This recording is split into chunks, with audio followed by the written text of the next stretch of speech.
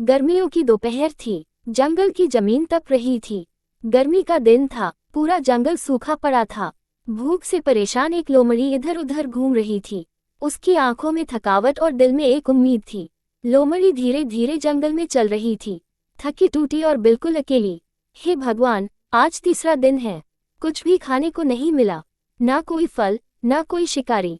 भूख ऐसे लग रही है जैसे पेट की आग दिल तक पहुंच गई हो। क्या इस जंगल में मेरे लिए कुछ भी नहीं बचा?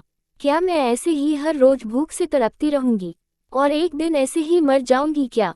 बेचारी लोमड़ी को चक्कर आते हैं। वह चुपचाप एक पत्थर के पास बैठ जाती है। तभी एक काला कौवा, जिसका नाम कालू था, वह अपनी चोंच में ताज़ा अंडा दबाए हुए पेड़ से नीचे उतरता है। वह इधर उधर देखता है और सोचने लग जाता है, वाह वाह कालू, तू तो उस्ताद निकला। आज भी एक बढ़िया अंडा चुरा लाया। हाँ, सभी कौवे बोलते हैं तू शरारती है, मगर उन्हें क्या पता जंगल में चालाकी से जीने वाला ही जिंदा रहता है। अब जरा झरने से पानी पी आऊं, फिर इस अंडे का स्वाद लूंगा। सुना है ये तोते का अंडा है, बड़ा मजा आएगा। और फिर कालू कौवा उस अंडे को थोड़ा छुपा के पानी पीने चला जाता है।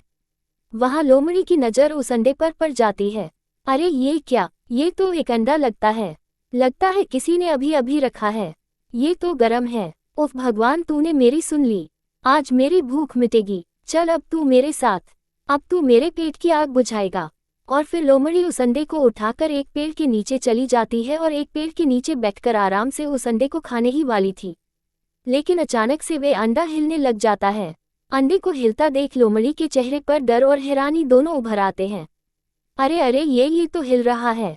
यह क्या, इसके अंदर कोई है क्या? और अगले ही पल वह अंडा फूट जाता है और उसमें एक छोटी सी नन्ही सी चिड़िया निकलती है। हे भगवान, ये तो बच्चे हैं। मैंने तो सोच लिया था कि आज खाना मिलेगा, मगर ये तो एक मासूम जान है, बिल्कुल नन्ही सी। अब मैं इसे कैसे ही खाऊं? वह लोमड़ी ऐसा सोच ही रही थी। तभी वह छोटी सी बच्ची चिल्लाने लग जाती है, मम्मा मम्मा मम्मा मम्मा। मम्मा नाम के उस एक शब्द ने लोमड़ी को झंझोड़ कर रख दिया। वह फटी फटी आंखों से उस बच्ची को देखने लगती है। नहीं नहीं बच्ची, मैं तुम्हारी मम्मी नहीं हूँ। मैं तो एक भूखी जानवर हूँ जो कुछ भी खा सकती है। अब नहीं, तेरी आवाज मेरी आत्मा को छू गई है। अब तू मेरी जिम्मेदारी है। अब तू मेरी बेटी है, मेरी रानो, मेरी प्यारी रानो। लोमड़ी उस चिड़िया का नाम रानो चिड़िया रख देती है। वह उसे अपने पास रखती है और उसे गर्माहट देती है और पहली बार लोमड़ी मुस्कुराने लगती है जैसे उसे उसकी औलाद मिल गई हो। ऐसे ही धीरे धीरे कुछ महीने बीत जाते हैं। अब रानो चिड़िया बड़ी हो गई थी। उसके छोटे छोटे पंख फैलने लगे थे। वह बोलना, उड़ना और मुस्कुराना सीख गई थी। लोमड़ी उसके साथ खेलती, उसे कहानियां सुनाती और हर शाम उसके साथ बैठकर रात को तारे गिना करती। एक दिन रानो चिड़िया अकेले जमीन पर खेल रही थी। तभी पेड़ से कालू कौवा आता है। यह क्या, ये तो एक छोटी सी चिड़िया है। मेरा अंडा किसी ने चुराया था। ये वही है, मैं इसको छोड़ूंगा नहीं। अब यही मेरी भूख मिटाएगा। यह मेरा शिकार है, मेरा अंडा चुराया था ना। अब देखो, इसी का शिकार करूंगा मैं। और फिर कालू का वार रानो चिड़िया की ओर जोर से झपटता है। मम्मा मम्मा, रानो चिड़िया जोर जोर से मामा चिल्लाने लगती है। लोमड़ी बिजली की रफ्तार से कूदती है और रानो चिड़िया को फौरन पकड़ लेती है। देख कालू, सुन मेरी बात। जिंदगी किसी की मिल्कियत नहीं होती। तूने जो चुराया उसे मैंने एक जिंदगी बनाया। मैंने भूख से लाचार होकर भी इस बच्ची को नहीं खाया, इसको पाला। तू सिर्फ एक चोर है और मैं एक माँ हूँ और एक माँ की ममता से बड़ा कुछ भी नहीं होता। चुपचाप यहाँ से चला जा, वरना आज तू मेरा शिकार हो जाएगा। लेकिन कालू कौवा उसकी एक बात नहीं मानता। वह फौरन उस चिड़िया के ऊपर झपट्टा मारता है।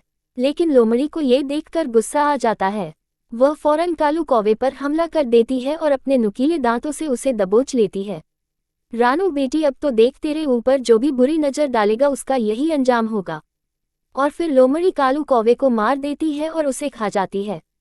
बड़े दिनों से ऐसा शिकार नहीं मिला था। फल खाकर गुजारा कर रही थी। मजा आ गया आज तो। रानो चिड़िया फौरन लोमड़ी के गले लग जाती है। माँ, क्या मैं सच में आपकी बेटी हूँ? रानो बेटी, जन्म देने वाली ही माँ नहीं होती। जो अपने खून से नहीं अपने प्यार से पाले वही असली माँ होती है, और तू मेरी रानो है। तेरी वजह से ही आज मैं जिंदा हूँ। मेरे जीने का सहारा है तू। मेरी प्यार, मेरी प्यारी मम्मा मम्मा। अभी मुझे पूरी तरह से उड़ना नहीं आया है। चल मुझे उड़ना सिखाए ना। अगर आज मुझे उड़ना आता होता तो ये कौवा मुझ पर हमला ना कर पाता।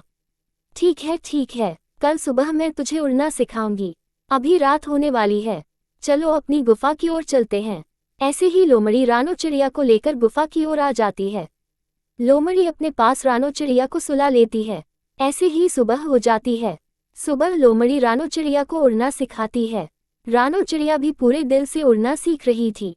अरे अरे रानो, उड़ो, पंख लाओ और आसमान को छू लो। तुम तो कैसे भी उड़ सकती हो, मगर अगर मैं गिर गई तो मेरे तो चोट लग जाएगी। अरे मेरी बच्ची, मैं तुझे गिरने से पहले ही पकड़ लूंगी। अगर नहीं पकड़ा तो मैं भी तेरे साथ ही गिरूंगी और फिर हम दोनों हंसेंगे। हाँ, ऐसे ही वह माँ जोर जोर से हंसने लग जाती है। रानो चिड़िया ऊंचे पेड़ पर चढ़ती है और धीरे धीरे उड़ती है। रानो चिड़िया धीरे धीरे उड़ना सीख जाती है। रानो चिड़िया बहुत खुश थी। उड़ते उड़ते रानो चिड़िया आसमान में दूर निकल जाती है। उसकी माँ लोमड़ी उसे आवाज लगाती है, रानो मेरी बच्ची, इतनी भी दूर नहीं जाना। माँ तेरे दूर जाने से डरती है। बस बहुत हो गया, अब वापस आ जा मेरी बच्ची। रानो चिड़िया अपनी माँ की बात को मानते हुए वापस आ जाती है। रानो चिड़िया ने अब उड़ना सीख लिया था। लोमड़ी माँ भी बहुत खुश थी। वह अपनी बेटी रानो को अपने गले से लगा लेती है। ऐसे ही वह माँ हमेशा हंसी खुशी रहने लग जाती है। प्यारे दोस्तों, इस कहानी से हमें सीख मिलती है कि सिर्फ जन्म देने वाली ही माँ नहीं होती। जो जीवन को सींचे, जो जान की बाजी लगाकर बचाए, वही असली माँ होती है।